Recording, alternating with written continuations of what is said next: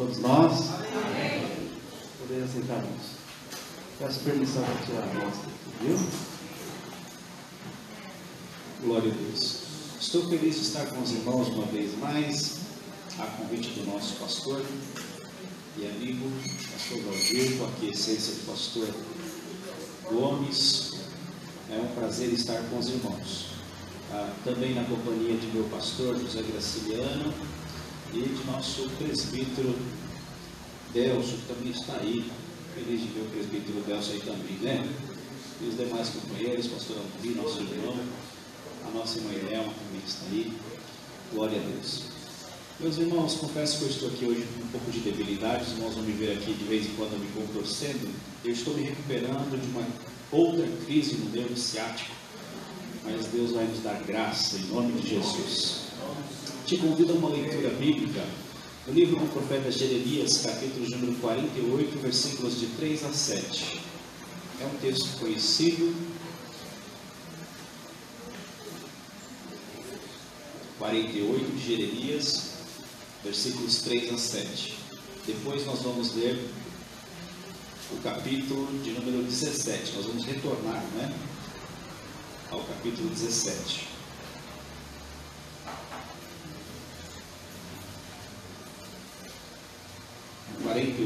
Profeta Jeremias 48, versículos 3 a 7. Passarei a leitura.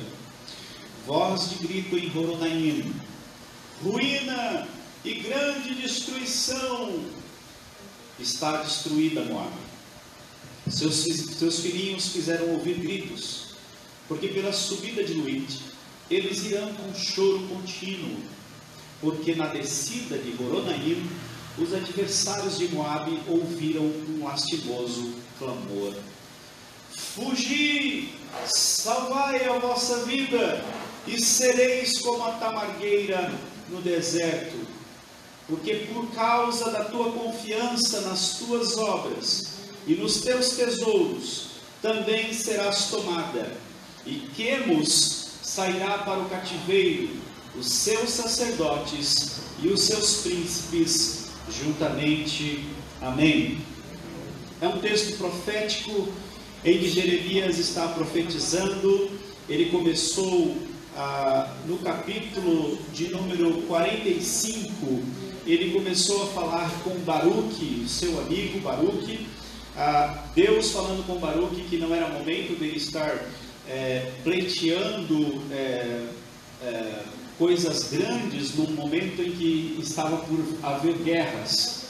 E Deus consola Baruque dizendo que Deus dava a ele a sua alma por onde quer que ele fosse. Então ele passaria por essas guerras, porém a sua alma seria preservada. E a partir do capítulo 46, isso no 45, no 46 vem uma sentença, um juízo sobre o Egito. No 47 vem a profecia contra os filisteus, e no 48 será retratado o problema com os moabitas. Os moabitas que no capítulo de número 27 foram orientados também pelo profeta a que não ajudassem a Judá, o reino do sul, a tentarem fugir de Nabucodonosor, porque era importante que eles se entregassem a Nabucodonosor. Foi até por isso que Jeremias foi condenado por traição, não é? Aqueles que estavam juntos aos da ala política consideravam Jeremias um grande traidor. Mas esses moabitas com seu rei não deram ouvido à voz de Deus, e agora no capítulo 47 e no capítulo 48, melhor dizendo, eles estão tendo essa sentença. Jeremias está retratando as cenas, praticamente como que fotografias, como que vendo a cena, não é? E ele está dizendo que existe uma voz de grito de Horonaim. Horonaim é uma palavra para duas cavernas em hebraico. E a ideia é que quando eles estão descendo por Horonaim, eles tentam se esconder dentro dessas cavernas, como se tentando achar um refúgio no meio de um juízo de Deus. O que fazer então quando vem o juízo de Deus? Será que podemos esconder-nos em Horonaim? Será que existe a probabilidade de escaparmos, de fugirmos? E o texto diz que não, porque quando eles estão descendo por Horonaim, de dentro das cavernas, para onde eles olham tentando se esconder, de dentro delas saem vozes, de cada uma delas uma voz. De uma delas está dizendo ruína, e da outra caverna grande destruição. Imaginemos então alguém em situação de fuga, tentando salvar a própria vida, a vida da própria família, e olhando para cavernas, ao invés de encontrar algum lugar para se esconder, muito pelo contrário, existe lá uma voz ou vozes que dizem: nem adianta tentar entrar aqui, porque aqui também existe ruína e aqui também existe destruição. No versículo 5 diz: porque pela subida de Luite, e aí ele narra um pouco antes o fato, porque pela subida de Luite eles irão com choro contínuo. E o choro contínuo aqui, ele é uma palavra dupla também no hebraico, que é repetida, seria chorando, chorando, né? Chorando e chorando, porque na descida de Horonaim, aí ele volta à ideia de Horonaim, os adversários de Moabe ouviram um lastimoso clamor. O mesmo clamor que foi dito ali de grande destruição, ou Gadol Sheber, é a mesma palavra para lastimoso clamor, ou lastimoso Sheber aqui. E o que eles estão ouvindo? Qual que é esse lastimoso clamor? Fugi, salvai a vossa vida, e sereis como a tamargueira no deserto. A fala é para que eles fujam, eles tomem a decisão de fugir. Não tentem se esconder nessas cavernas, mas fujam, porque ainda dá para eles salvarem as vidas deles. E aqui salvar é no sentido de livramento, não está relacionado à palavra salvação, como nós a compreendemos nas suas aparições veterotestamentárias, como salvação no sentido soteriológico, mas de livramento mesmo. Salvai a vossa vida, e sereis como a tamargueira no deserto.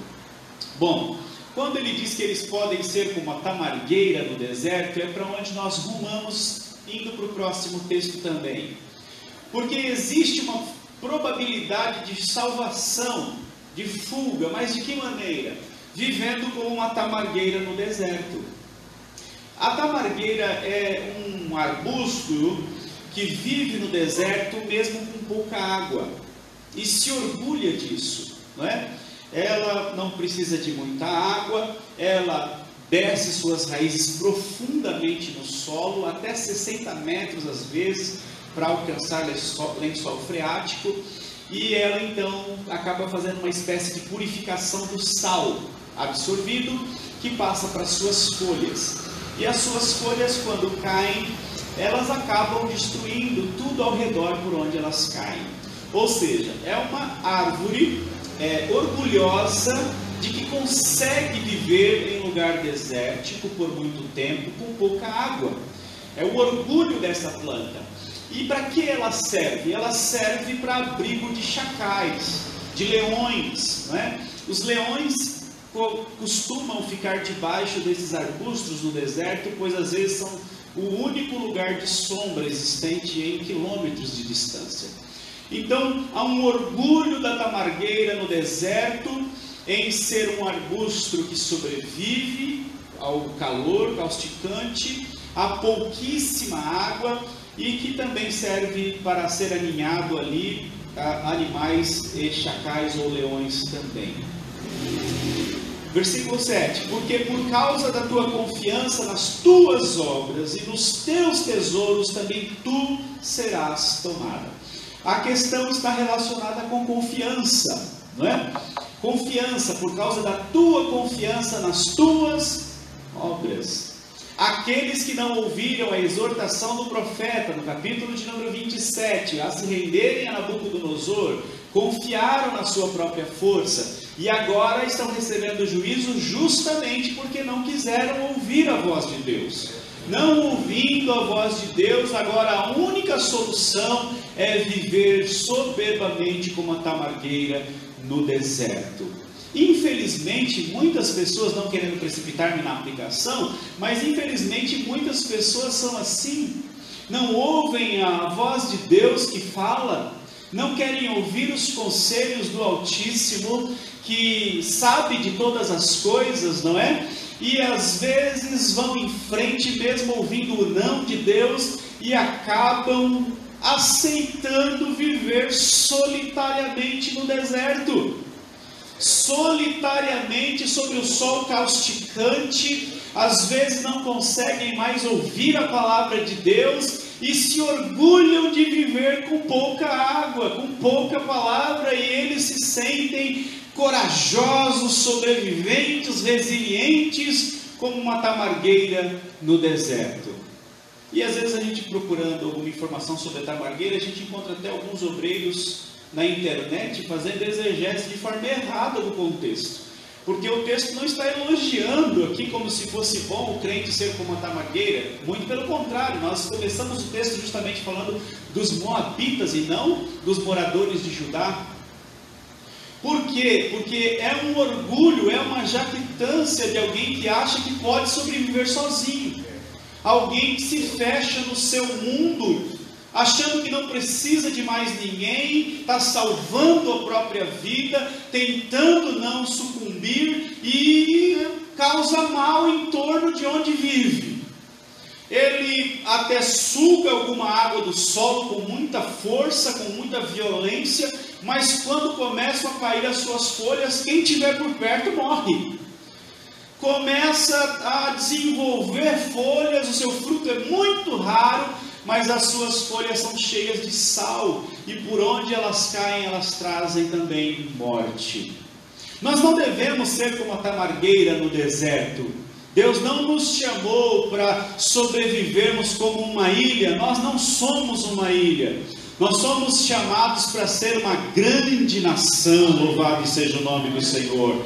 Deus disse a Abraão: em ti serão benditas todas as famílias da terra. Nós somos chamados para ser bênção, canal de bênção, abençoadores do reino de Deus, e nós precisamos atentar para essa verdade.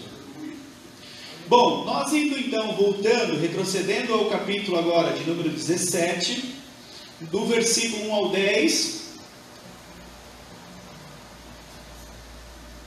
farei também a exposição dos versículos de forma expositiva, será? E passarei a leitura do versículo 1 então. O pecado de Judá está escrito com um ponteiro de ferro, com ponta de diamante, gravado na tábua do seu coração e nos ângulos dos seus altares. A sentença aqui é clara. Ele está dizendo: olha, o pecado está gravado no âmago, no íntimo do ser, de forma profunda, porque foi escrito com ponteiro de ferro, com ponta de diamante. Está profundamente marcado, está gravado. Lembramos e recordamos de Jó, que certa vez, acho que no capítulo 19, ele deseja que a sua esperança fosse gravada também. Quem dera que alguém anotasse as minhas palavras, né, e escrevesse em pedra. Da onde vem a lei pétrea, a lei gravada em pedra, né, para aquela lei que rege todas as demais, de onde se deriva todas as menores. Mas aqui o pecado de Judá está escrito com ponteiro de ferro e com ponta de diamante. Deus está dizendo: não tem como alterar. Não é um pecado da noite para o dia. É um sistema de pecado. É um sistema dominado pelo pecado, impregnado pelo pecado, gravado na tábua do seu coração. E lembremos que existem textos em que Deus quer que a sua palavra seja gravada na tábua do nosso coração, não é isso? Nós temos Deus falando isso, acho que, se eu não me engano, no profeta Ezequiel. A tábua do coração que Ele quer, não mais as tábuas de pedra do Sinai, mas as tábuas do coração, a ser gravada a lei, a permanecer aí gravado. Mas ao invés de ter a palavra de Deus, são os pecados que estão relatados em lista, como num checklist no coração, ou na tábua do coração do povo de Judá. E ele diz: e nos ângulos dos seus altares. Nos ângulos dos seus altares está relacionado com o poder. Vocês sabem que geralmente ele está retratando aqui os chifres, os poderes, não é? Do altar. E o pecado de uma nação sempre começa com a religião. Sempre está relacionada com o abandono de Deus. O abandono do Deus verdadeiro, que é padrão de justiça, de moral, de ética. Se ele, que é o padrão da ética, da moral, for derribado, toda a sociedade ruirá. E a acusação é que todo o povo está com seus pecados gravados nas tábuas de seus corações e nos ângulos dos seus altares. Ou seja, o sistema cultico religioso estava já muito envolvido nesse sistema de pecado. O que fazer quando o sistema religioso endêmico já deturpa uma sociedade inteira que aguarda que desta viesse salvação, e ao contrário, eles são agora participantes do pecado, são promoventes do pecado? Versículo 2, olha o que isso vai degringolar. Seus filhos se lembram dos seus altares. O sistema endêmico do pecado está agravando a nação, o sistema religioso, e a descendência dessas pessoas estão contaminadas. Seus filhos se lembram dos seus altares, e dos seus bosques, e das árvores verdes sobre os altos outeiros. O sistema de idolatria que vocês desenvolveram já impregnou na mente da próxima geração. Vocês tomaram rumos, e esses rumos já afetaram a próxima geração. E infelizmente, irmãos, muitos não pensam nisso. Acham que suas decisões fora da vontade de Deus não repercutirá nos seus filhos e na próxima geração. Nós devemos nos atentar para essa verdade, que um sistema religioso falido vai gerar na comunidade problemas gigantescos, e os filhos estão aprendendo com os nossos altares. Onde estão os nossos altares? Onde está o nosso altar? Está num outeiro, numa colina, tal como fizeram com as montanhas aqui do povo de Deus, como Salomão permitiu, ou não? Tal como o salmista no Salmo de número 121, elevo os meus olhos para os montes, de onde me virá o socorro? Se referindo aos muitos altares nas colinas, nas montanhas. Quantos altares, quantas divindades introduzidas ali, permitida? Qual poderá trazer salvação? E ele mesmo diz: mas o meu socorro vem do Senhor que fez os céus e a terra. Nenhum desses altares que foram erguidos podem nos trazer salvação, e os filhos devem saber disso. Os filhos devem ver nos pais que nenhum outro altar deve permanecer de pé, senão o altar da palavra de Deus. Louvado seja o nome do Senhor. Os filhos devem ver, e os filhos devem lembrar dos altares, ou do altar que a família tem. Versículo 3: ó minha morada no campo, a tua riqueza e todos os teus tesouros darei por presa, como também os teus altos por causa do pecado, em todos os teus termos. E Deus disse: eu vou acabar com toda essa idolatria de vocês.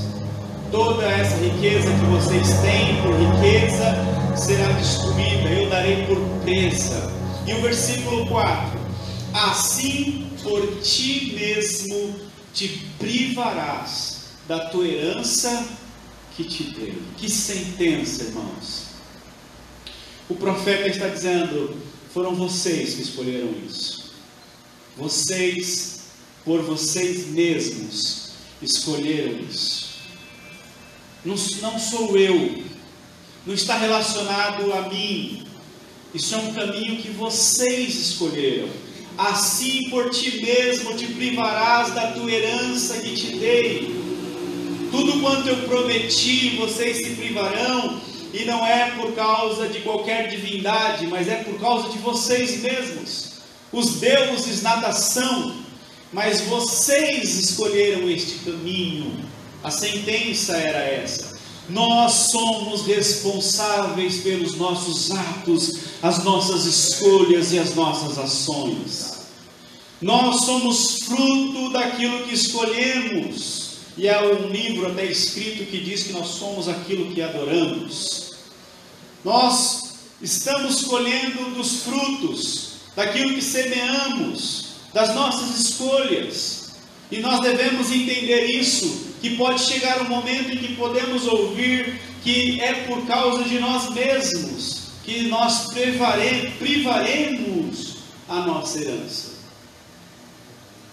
E far-te-ei servir os teus inimigos na terra que não conheces, porque o fogo que acendestes na minha ira arderá para sempre. O fogo que deveria ser aceso era o fogo do altar. De acordo com a lei, o fogo arderá continuamente sobre o altar e não se apagará. Mas ao invés de manterem aceso o fogo do altar do Senhor, eles conseguiram acender o fogo da ira de Deus. Eles conseguiram acender o fogo da ira do Senhor, e ele disse que isso ia arder para sempre. Eles chegaram a um limite, a um momento em que não tinha como mais retroceder, e o juízo estava vindo a galope. Assim diz o Senhor, diz o versículo 5: maldito o homem que confia no homem, e faz da carne o seu braço, e aparta o seu coração do Senhor. Ele chega ao ponto de amaldiçoar, que é muito difícil na Bíblia isso acontecer. São raros os casos, mas esse é um deles. Chamar de maldito. Quem é maldito? É o homem que confia no homem, não no outro homem, mas na espécie humana. Maldito o homem que de vez em quando se embriaga com as palavras dos homens, com as promessas humanas, e fica criando uma expectativa de redenção no homem. O homem nunca trará redenção para a humanidade, a não ser Jesus Cristo, o homem. Louvado seja o nome do Senhor. Fora Jesus Cristo, irmão, nenhum homem pode salvar. Nenhum homem, o homem é carne. O homem é motivo de vergonha. Por isso nós não devemos confiar no homem. E esse homem sou eu, esse homem é você também. Eu não posso confiar em mim mesmo, e eu estou sempre dizendo isso para mim, pastor Wilson. Eu estou sempre dizendo: Senhor, eu não confio em mim mesmo, eu confio no Senhor, porque eu sei o quanto eu sou falho. Eu não estou confiando em mim, Senhor, mas eu estou confiando na Tua palavra, que é muito melhor, porque eu sei que eu sou como uma neblina que passa. Então, maldito o homem que confia no homem. Não deposite a sua confiança no homem, no sentido de achar que dele virá qualquer tipo de redenção. A nossa redenção só pode vir do nosso Senhor. Só Ele pode nos redimir. Faz da carne o seu braço. Faz uma confiança num braço, não é? No seu braço de carne está confiado, confiando na sua própria força. E logo em seguida, a partir do momento em que o homem confia no homem, faz da carne o seu braço, imediatamente ele aparta do seu coração, Senhor. Aparta o Senhor, aparta o coração do Senhor. O certo é santificar a Deus, não é? Tal como lá no capítulo que lemos anteriormente, sobre as tábuas do coração, nos versículos que nós começamos a ler aqui, melhor dizendo, no versículo 1, aqui ele está falando também sobre um coração que se aparta do Senhor. Por que foi escrito, ou por que foram escritos os pecados de Judá nas tábuas do seu coração? Porque o Senhor já não estava mais ali. O coração já não havia lugar para o Senhor. Eles apartaram o coração do Senhor. Ao invés de consagrarem o coração ao Senhor, separarem o coração exclusivamente para Deus, eles apartaram o coração do Senhor. E isso é muito fácil de acontecer. É muito simples de acontecer. Nós começamos a confiar em homens, começamos a confiar na nossa própria força, e quando damos conta, o Senhor já não está mais separado em nosso coração. Nosso coração não está somente separado ao Senhor. Nós estamos confiando no Senhor, mas confiando em outras coisas também, tal como aquelas 5 nações que foram introduzidas em Samaria. Os irmãos devem lembrar do texto, em 2 Reis, capítulo de número 17, em que eles trouxeram as suas divindades para dentro de Samaria, misturados, uma grande miscigenação. Mas aqueles 5 povos ali, diz o texto, que o sacerdote veio em Betel, lhes ensinava o culto do Deus da terra. E eles adoravam o Deus da terra, mas também adoravam as suas divindades. O coração era dividido. Por isso que nós temos uma outra exortação, num outro texto mais antigo, que diz: se o Senhor é Deus, servi-o. Mas se Baal for Baal é Deus, então sirvam a Baal. Nós não podemos estar divididos com o nosso coração, em que por hora cremos e por outra hora nós não cremos mais. Ainda que as circunstâncias sejam difíceis e as coisas que estejamos vivendo sejam totalmente atípicas, o nosso coração precisa permanecer inabalável na presença do Senhor nosso Deus. Nosso coração deve estar completamente apartado para o Senhor, deve estar o Senhor consagrado no nosso coração.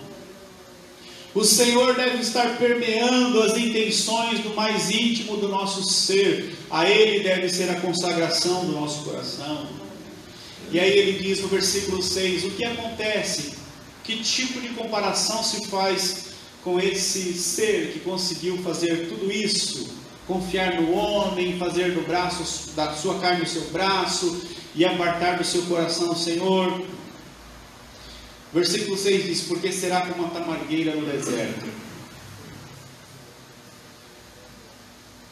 Esse homem, esse ser, essa pessoa, ele consegue se tornar como uma tamargueira no deserto.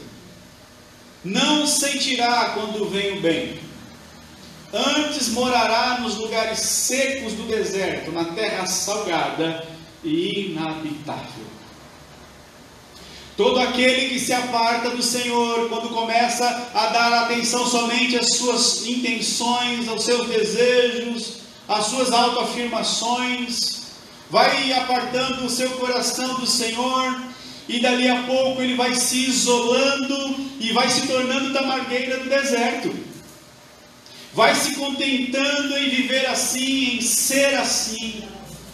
Não se preocupa em não produzir mais fruto, não se preocupa em que suas folhas causam morte quando caem ao chão e vão vivendo solitários, ninguém se aproxima, ninguém chega perto, e a pessoa não vai dando conta que está afastando outros de perto. Não se atenta para isso, meu irmão. Maldito, por isso que ele diz: é maldito o homem que confia no homem. Porque paulatinamente ele vai se distanciando, e um outro texto diz: um abismo chama outro abismo, e vai se afastando de Deus, e dali a pouco afasta as pessoas também. Com certeza é muito triste saber que existam pessoas assim, pessoas que não conseguem ter outros em sua volta, não conseguem cultivar relacionamentos. São pessoas tóxicas, em que destilam sal não é? Não como disse o Senhor Jesus, que nós devemos ser o sal da terra para a preservação, mas aqui esse sal é de outro sentido. Tamargueira do deserto não sentirá quando vem o bem. A tamargueira se acostuma tanto com a sua vida, não é? E tanto faz como tanto fez, se vier o bem ou não, acostumei a viver assim.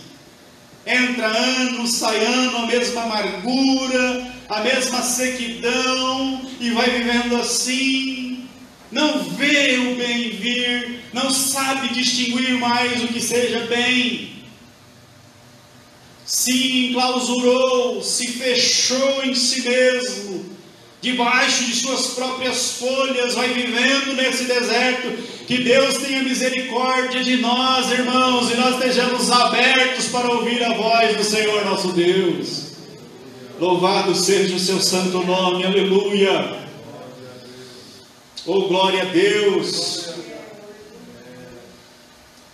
Não sentirá quando vem o bem, antes morará nos lugares secos do deserto, na terra salgada e inabitável. Está no seu habitat, né? A terra salgada, produz sal também. Está em casa. Estou onde eu queria, ninguém me incomode. Estou onde eu gostaria de estar. Me acostumei a viver assim, que ninguém me incomode.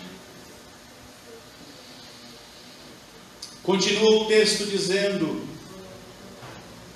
bendito. Aí ele muda agora para o bendito, né? Do maldito no versículo 5, no versículo 7 agora vem a comparação, né, o paralelismo hebraico aí. Bendito o varão, bendito o varão que confia no Senhor e cuja esperança é o Senhor. A esperança continua sendo o Senhor. As coisas podem mudar, as problemáticas podem alterar-se, mas a esperança precisa continuar sendo o Senhor. O Senhor continua sendo a nossa bitarron, a nossa esperança. Nós devemos continuar esperando no Senhor. O nosso alvo deve ser o Senhor, o nosso coração deve estar permeado por essa esperança. E tal como Jeremias vai dizer em Lamentações, né? A minha porção é o Senhor. A minha paga, o meu pagamento, a parte que me cabe, não é vir livramento de um ou de outro, vir de uma coisa ou de outra, de um sistema ou de outro, quer do governo federal, estadual ou municipal. Não! A minha porção, o meu pagamento é o próprio Senhor Deus. O que me reconhece, aquele por quem eu vivo, a motivação das coisas que faço, é o Senhor. Ele é a motivação do meu coração. A minha esperança é o Senhor. Não é o que o mundo pode me produzir, não é o que o ano de 2021 pode me produzir, não é o que a Inglaterra, Oxford, não é o que a Índia ou a China pode me produzir. O que me motiva, o que me alimenta, a minha esperança é o Senhor. Louvado seja o nome dele. A nossa esperança está somente no Senhor, que fez o céu e a terra. Louvado seja o nome dele para sempre. Aleluia. Glória a Deus. Versículo de número 8. Ele é bendito por quê? Porque ele será como uma árvore plantada junto às águas. Ele não se acostuma a ser tamargueira no deserto, não. Ele prefere estar junto às águas. Ele prefere ser uma árvore plantada. E é interessante que a árvore plantada não tem nome. A tamargueira, ela é descrita como no hebraico aroeira, não é? Talvez exista, acho que tem uma aroeira no Brasil, mas acho que não é a mesma coisa. Mas no hebraico é aroeira. Mas a palavra aqui para árvore plantada, ela é árvore comum. Não importa que tipo de árvore. Não importa o que pensam sobre mim ou o que querem que eu seja. O que importa é que eu seja a árvore plantada junto ao ribeiro de águas. Seja uma árvore frondosa frondosa, como o cedro do Líbano, não é o orgulho de todo o Líbano, ou seja, uma árvore minúscula, pouco importa. O que importa é que eu esteja junto a ribeiros de água. O que importa é que eu não me orgulhe de ser alguém que consegue sobreviver com pouca água no deserto escaldante. O que importa é que eu não seja uma árvore orgulhosa de ser solitária, sem amigos, sem ninguém por perto. O que importa é que eu esteja junto aos ribeiros de água. Louvado seja o nome do Senhor.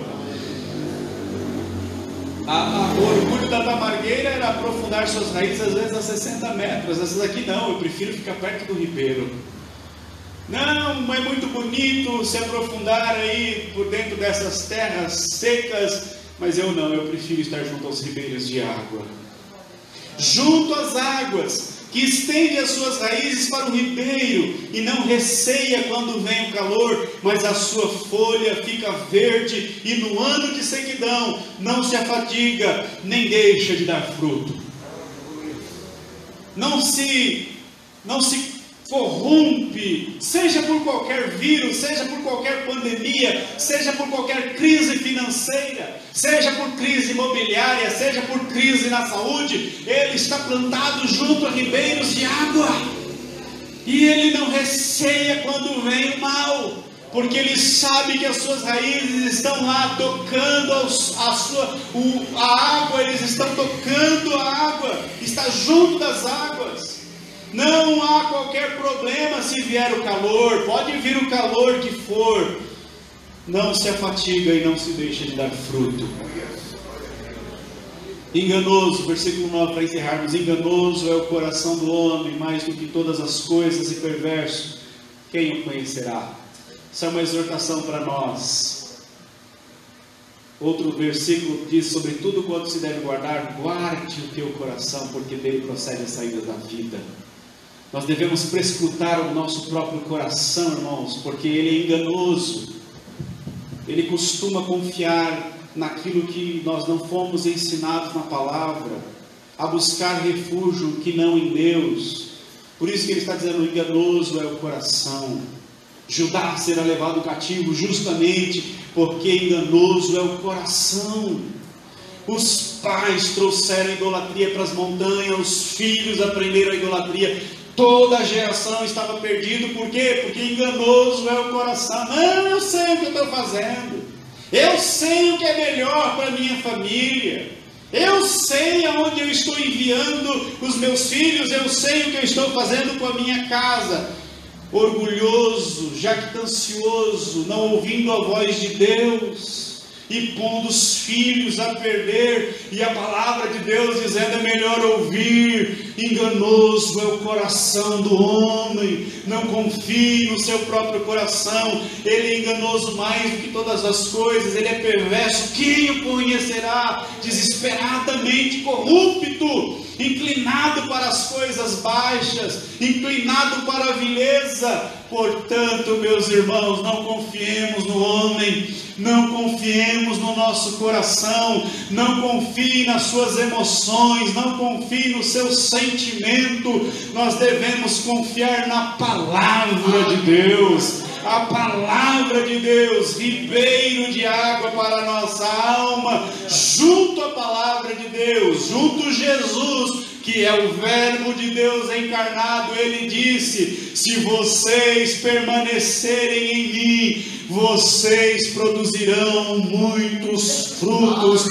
Por quê? Porque ele está plantado naquelas águas que alegram a cidade de Deus, e nós devemos permanecer, irmãos, enxertados na videira verdadeira, produzindo frutos para o reino e para a glória do nome do Senhor, não receando quando vier o mal, o calor. Devemos estar ligados à videira que é Jesus Cristo, nosso eterno Salvador. Não importa o que vier pela frente, não importa o que nos reserva 2021, se nós estivermos ligados em Jesus Cristo, irmão, não vai faltar a seiva do Espírito Santo, e nós vamos produzir fruto. Estamos sendo limpos pela palavra para que demos ainda mais fruto, porque nada pode parar a igreja do Senhor nosso Deus. Louvado seja o nome do Senhor. Termino com o versículo 10, esgotando meu tempo, eu, Senhor, esquadrinho o coração, eu provo os pensamentos. Interessante, olha aí, ele esquadrinha o coração, certo? E ele prova os pensamentos. Mas como é que ele age? E isso para dar a cada um segundo os seus caminhos e segundo o fruto das suas ações. Ele vê meu coração, ele vê minha mente, mas é como eu ando, é como eu obro, é que revela quem eu sou. Como eu tenho andado revela muito sobre o que eu acredito. Por onde eu tenho ido, como eu tenho falado, como eu tenho me comportado, revela o que eu estou acreditando. Ele observa o coração, ele sabe os pensamentos, mas ainda dá tempo. Enquanto não houver caminho, enquanto não ter criado trilha, ainda dá tempo de retornar. Não confiar mais no coração, não confiar mais no homem e voltar a dobrar-se o joelho diante dele e dizer: Senhor, não a nós, não a nós, mas ao teu nome seja toda a glória. Louvado seja o nome do Senhor. Vamos colocar de pé, meus irmãos, vamos orar. Glória a Deus, vamos confiar no Senhor. Vamos manter firme, meus irmãos, vocês que estão em casa também, vamos manter firme a nossa confiança no Senhor. Ele